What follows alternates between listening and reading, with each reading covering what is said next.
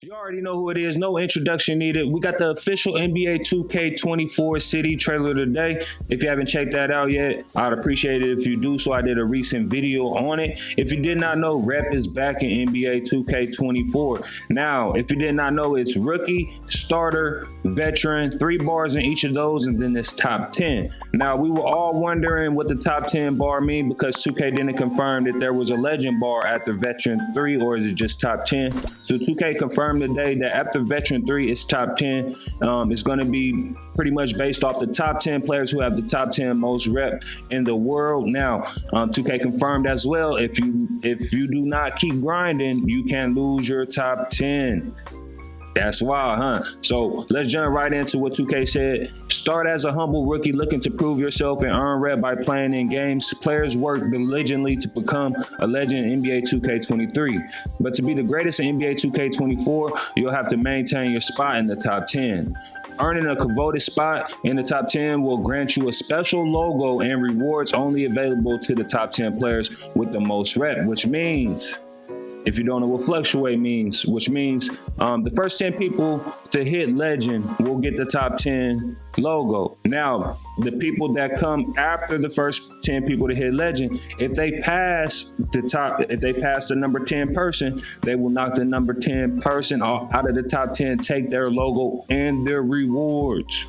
That's mad lit. Let me know how y'all feel about that down low in the comments. Now, if you take your foot off the gas and lose your drive, someone's sure to take your place, and with all of your special rewards and top 10 title. Fortunately, rep doesn't reset at the start of a new season. Just know that your rep will reset if you decide to change affiliations, so make sure you choose wisely. Now, this is mad dope, which brings me back to NBA 2K17. Now, as you guys can see here on NBA 2K17, they had a 2K card where you can see your rep, you can see your record, you can, see your affiliation logo. You can see your average teammate grade. You can see your affiliation rank, which pretty much meant where you ranked as far as who had the most reps. So in this screenshot right here, you can see that I was ranked number 34 in Old Town. I was a superstar one with 34%. With a rank of 34, which means there was 33 people ahead of me who had more rep than me.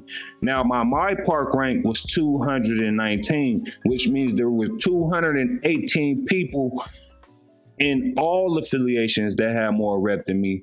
And then it showed, your points average, your rebound average, and your assist average. It gave you the option to leave your affiliation if you wanted to, and then as well as it let you know what rewards you had coming next. I still don't know why 2K went away from this right here. This was perfect. I do know why, because casuals complained about their rank being low. I don't know why casuals complained about their rank being low, especially if they weren't able to be on the game all day. But people can probably vouch for me in the comments that people had a problem with the ranking system because they felt like for some reason that they should be a higher rank, when honestly nobody knew how the ranking system worked. At first, people thought the ranking system was based off of wins and losses and things like that. But certain people that already knew, like the top reps like Orlando and etc., knew that it was based off of rep.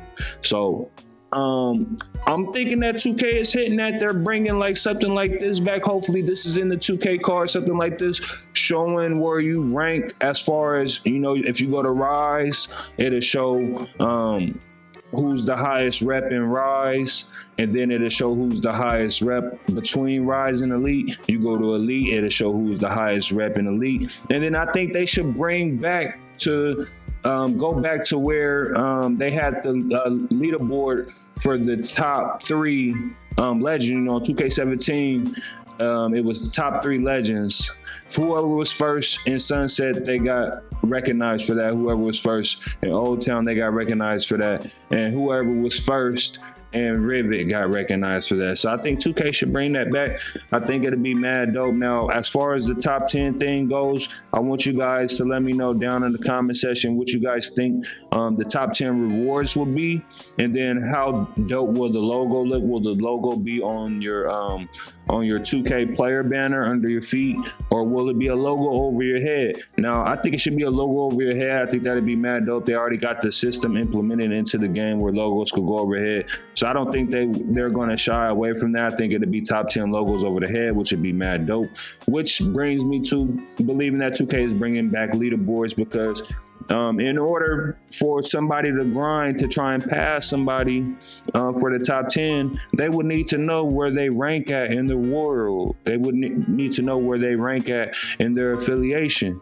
It would suck for 2K to add in this top 10 system and there's no leaderboard, because then people will just be grinding blind, and the people that are top 10 will be able to, stop top 10, as long as they keep playing, because the people that's trying to grind for top 10 won't know how close they're getting to being a part of the top 10, because if you didn't know how player of the week, player of the month, and top overall player worked in recent 2Ks on the leaderboard, player of the week pretty much told you that you got the most rep that week in your affiliation. So there was a player of the week for Rivet, there was a player of the week for Old Town, there was a player of the week for Sunset. And then on 2K18, they took away affiliation, so there was just a leaderboard for one player of the week, one player of the month, and then one top overall player. On 17, it was 3 divided by 3 parks. So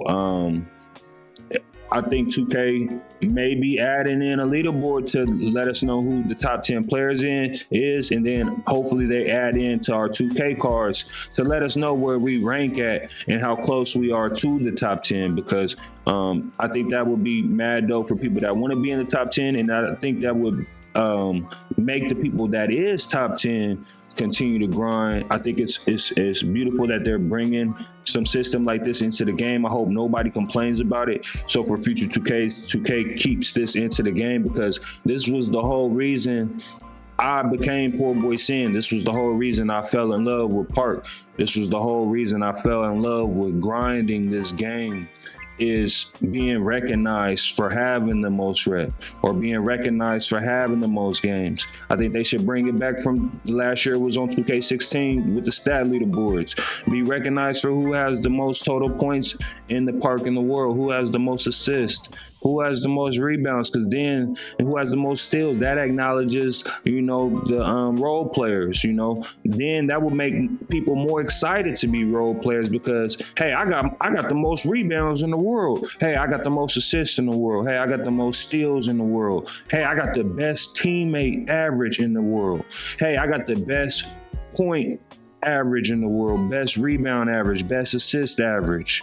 You feel me? If 2K implements things like this into the game, which they already had into the game, all they had to do was keep building on it.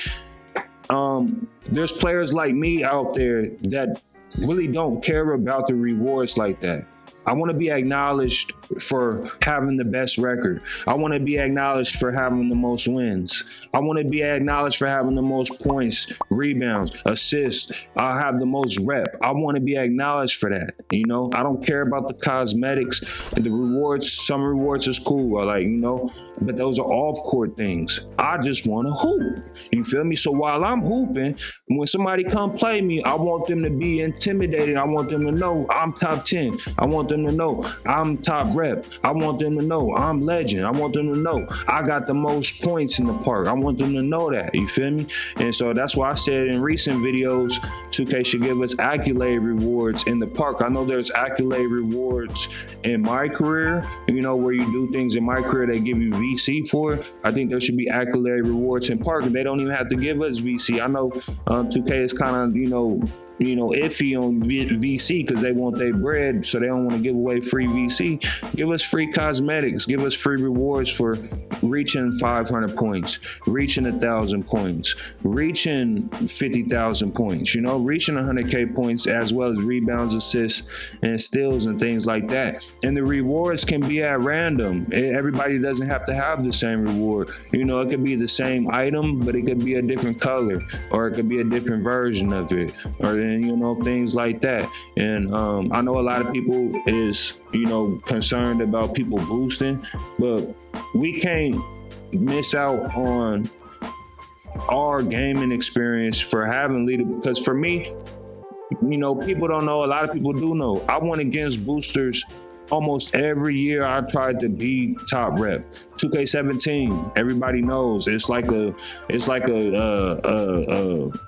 fairy tale type story how I became first top rep for Old Town, the way I came back and how far back I was and was down. It was mad dope. I came out of nowhere and was top rep. Nobody expected it. And that's what the community needs, as far, especially people that's trying to, people that do play the game all day and they don't get acknowledged for that. I've said this in videos in the past for stage players. I think they should have a stage leaderboard for like who gains the most VC. Yeah, you could buy VC, and they shouldn't recognize for who has the most VC. It should be for who gained, like stage VC earner of the week, VC earner of the month, total VC earner of all time. Now again, people are trying, but that'd be harder to boost because you need VC to do that. So the leaderboard in stage will work way better than the leaderboard in park, because in order to even be on the leaderboard, you're gonna need VC to play to boost. So 2K needs to think about adding that into the game. I think that would be big for the stage community if they had a stage leaderboard, And then again, I know people have brought it up because if you do not know, on 2K17, if you play stage, it didn't go to your record. Shouts out to the bro, Cole the Man. Cole the Man did the unthinkable. I don't think anybody else did it. I don't believe anybody else did it before him, because, people do things before other YouTubers, but YouTubers, do things and everybody will believe they're first because they're a known YouTuber. But I do believe my man's Cole. He grinded to Superstar 1 all stage. And so when he hit Superstar 1, his record was 0-0, which was mad dope, and a mad creative thing to do for YouTube content. You grind in the stage, you don't even got no park record, which shows you're just a straight stage player, which would be good for the stage heads. Again, like I said, they should add that in that stage leaderboard, and I'm hoping for park leaderboard for the top 10. So I want y'all to let me know how you guys feeling about the top 10 thing down low in the comments, as well as, like I said, I'm hoping 2K adds leaderboard and adds in a ranking system, letting us know who has the most rep and whatnot. Y'all let me know how y'all feel about that down low in the comments, how if you're excited for 2K24 or if you're not. Y'all be easy, stay safe, stay blessed. I'm gonna catch up with y'all on the next one. I'm gone one.